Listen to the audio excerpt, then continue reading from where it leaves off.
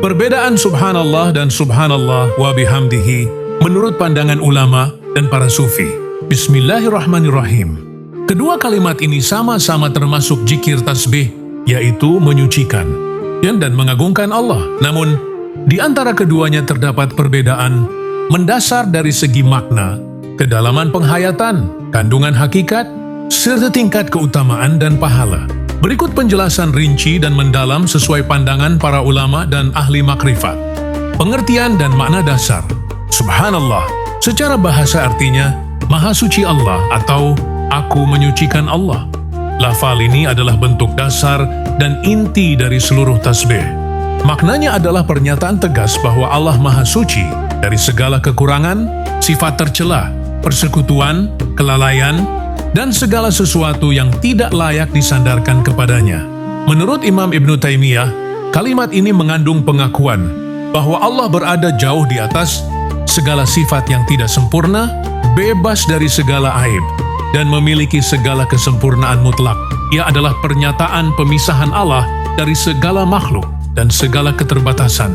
Bagi para sufi, makna ini menyadarkan hamba bahwa tidak ada sesuatu pun yang menyerupai Allah, tidak ada yang setara dengannya, dan segala gambaran manusia tentang dia tetaplah jauh di bawah hakikat kebesarannya.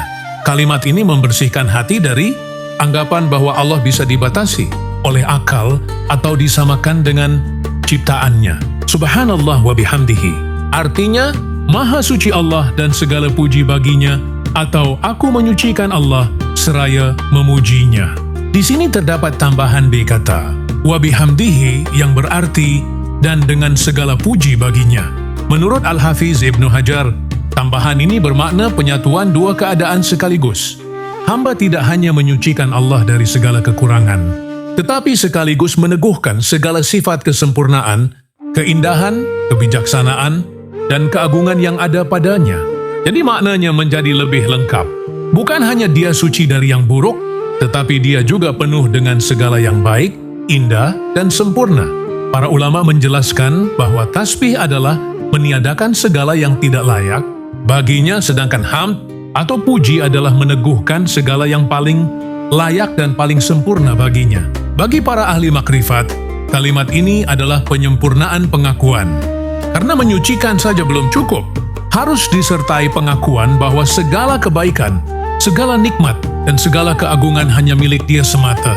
Perbedaan dari segi hakikat dan penghayatan batin. Ruang lingkup makna, subhanallah berisi penyangkalan segala kekurangan dan keterbatasan. Fokusnya adalah memisahkan Allah dari segala hal yang tidak layak. Ini adalah tahap awal penyucian hati, di mana hamba membersihkan pandangannya agar tidak salah memahami sifat Tuhan. Subhanallah wa bihamdihi menggabungkan penyangkalan dan peneguhan sekaligus. Di dalamnya ada dua makna besar, yaitu Dia suci dari segala yang buruk dan Dia memiliki segala yang paling indah dan paling sempurna.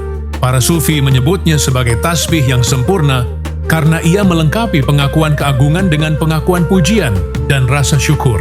Imam Al-Ghazali menjelaskan, Subhanallah ibarat mengatakan Dia bersih dari debu, sedangkan Subhanallah wa bihamdihi ibarat mengatakan Dia bersih dari debu dan sekaligus Dia penuh dengan keindahan, cahaya, dan kemuliaan yang tak terhingga. Keadaan hati saat mengucapkan. Saat mengucapkan Subhanallah, hati bergerak untuk meninggalkan segala anggapan yang salah, merasakan betapa jauhnya Allah dari segala kekurangan makhluk. Hati menjadi bersih dari keraguan dan kesesatan.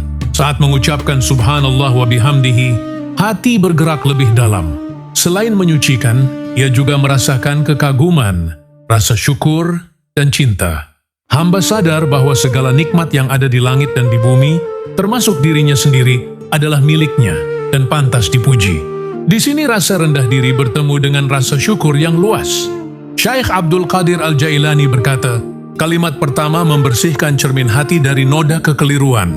Kalimat kedua, setelah bersih, cermin itu memantulkan keindahan dan kemuliaan Sang Pemilik segala kemuliaan. Tingkat pengenalan makrifat. Subhanallah adalah zikir umum yang dipahami semua orang beriman. Ia cukup untuk dasar keimanan. Namun Subhanallah wa bihamdihi adalah zikir para arifin, orang-orang yang telah sampai pada pengenalan yang lebih dalam. Karena di dalamnya terkandung rahasia bahwa segala kekurangan ada pada makhluk, dan segala kesempurnaan ada pada Tuhan. Dan segala keadaan makhluk, baik senang maupun susah, semuanya kembali kepada pujian dan kebijaksanaannya.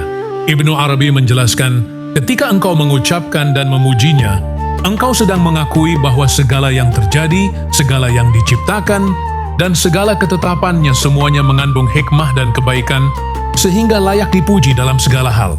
Perbedaan dari segi keutamaan dan tingkat pahala. Kedudukan menurut syariat. Rasulullah SAW bersabda tentang Subhanallah, barang siapa mengucapkannya 100 kali, akan ditulis baginya 1000 kebaikan, atau dihapus darinya 1000 kesalahan. Ini adalah pahala yang sangat besar dan sudah cukup menjadi bekal kebaikan. Namun untuk Subhanallah wa bihamdihi, kedudukannya jauh lebih tinggi. Rasulullah SAW bersabda, 2 kalimat yang ringan di lisan, berat di timbangan, dan paling dicintai Allah, yaitu Subhanallah wa bihamdihi dan Subhanallahil azim. Beliau juga bersabda kepada Abu Dzar, maukah aku ajarkan kepadamu zikir yang paling disukai Allah, yaitu Subhanallah wa bihamdihi. Ulama menjelaskan bahwa pahala bagi yang mengucapkan kalimat lengkap ini berlipat ganda.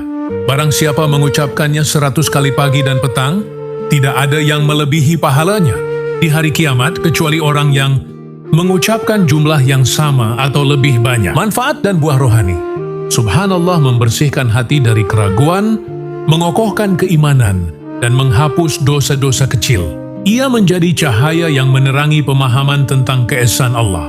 Subhanallah wa bihamdihi, selain menghapus dosa dan mengokohkan iman, juga menumbuhkan rasa syukur yang mendalam, membuka pintu rahmat, dan mendatangkan ketenangan hati yang lebih luas.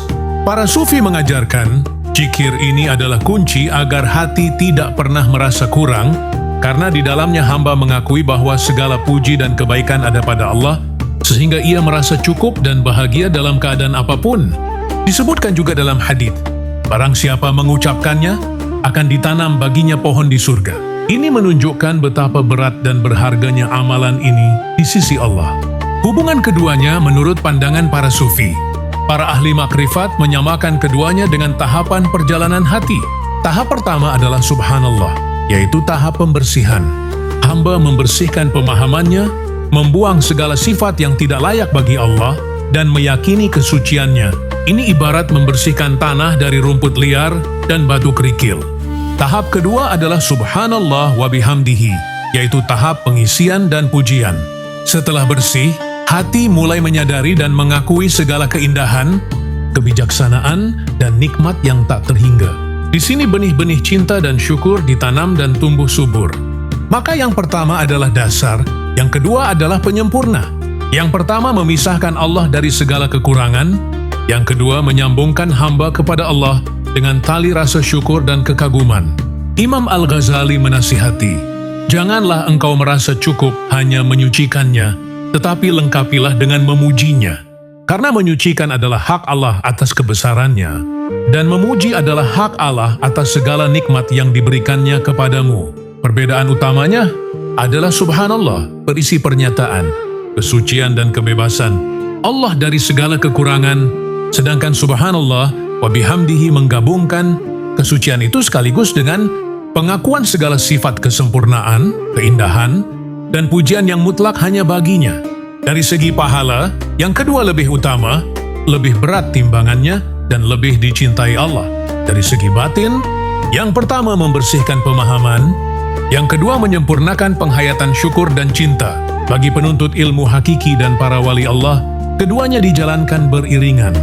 Namun mereka lebih mengutamakan bentuk yang lengkap, karena di dalamnya terkumpul kebenaran keesaan, keagungan, dan rasa syukur yang menyempurnakan ketaatan. Maka perbanyaklah kalimat Subhanallah wa bihamdihi, karena ia adalah zikir yang paling ringan di lisan, namun paling berat dan berharga di sisi Allah. Cara para sufi dan wali Allah agar zikir meresap ke hati dan terasa. Hakikatnya, bagi para sufi dan wali Allah, zikir bukan sekadar gerakan lisan atau pengulangan kata, melainkan makanan pokok hati, serta menghidupkan kesadaran dan jembatan menuju pengenalan hakikat ilahi. Mereka memiliki cara khusus agar lafal subhanallah dan subhanallah wa bihamdihi tidak hanya terucap, melainkan meresap hingga ke dasar jiwa, mengubah keadaan batin, dan dirasakan manfaatnya secara nyata. Berikut penjelasan rinci dan mendalam sesuai jalan mereka. Memulai dengan memahami makna. Sebenarnya, mereka berpegang teguh pada kaidah bahwa zikir tidak akan sampai ke hati jika maknanya tidak dipahami. Pengenalan yang benar adalah kunci utama agar benih zikir dapat tumbuh subur. Menghayati subhanallah sebelum mengucapkannya, mereka membangun kesadaran bahwa kalimat ini bermakna menyucikan Allah dari segala kekurangan, aib, persekutuan, keterbatasan ruang dan waktu, serta segala sifat yang tidak layak bagi keagungannya.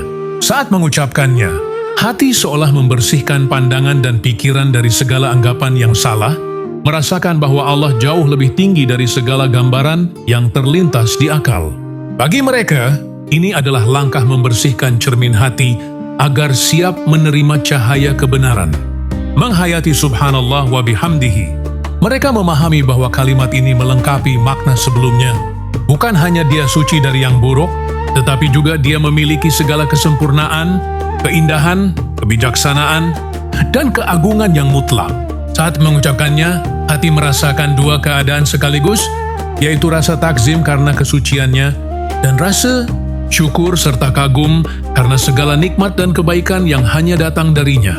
Imam Al-Ghazali menjelaskan, barang siapa mengucapkan zikir tanpa mengetahui maknanya, ibarat orang yang mengirimkan surat tanpa mengetahui isinya. Ia bergerak tetapi tidak sampai ke tujuan.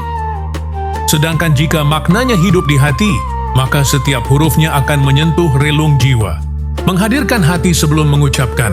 Ini adalah teknik paling mendasar yang membedakan zikir orang awam dengan zikir para arifin. Mereka melatih diri untuk tidak membiarkan lisan berjalan sendiri sementara hati melayang kemana-mana, mempersiapkan keheningan.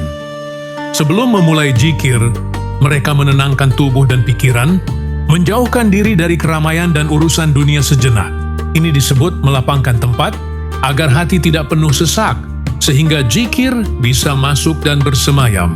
Membangun kesadaran muraqabah. Mereka menghadirkan perasaan bahwa Allah senantiasa melihat, mendengar, dan mengetahui setiap ucapan dan keadaan hati. Saat hendak bertasbih, hati berkata dalam dirinya, "Aku akan menyucikan dan memuji Dia yang Maha Hadir, Maha mendengar dan Maha menyaksikan." Kesadaran ini membuat hati menjadi peka dan tidak lalai. Sekian sampai di sini. Assalamualaikum warahmatullahi wabarakatuh.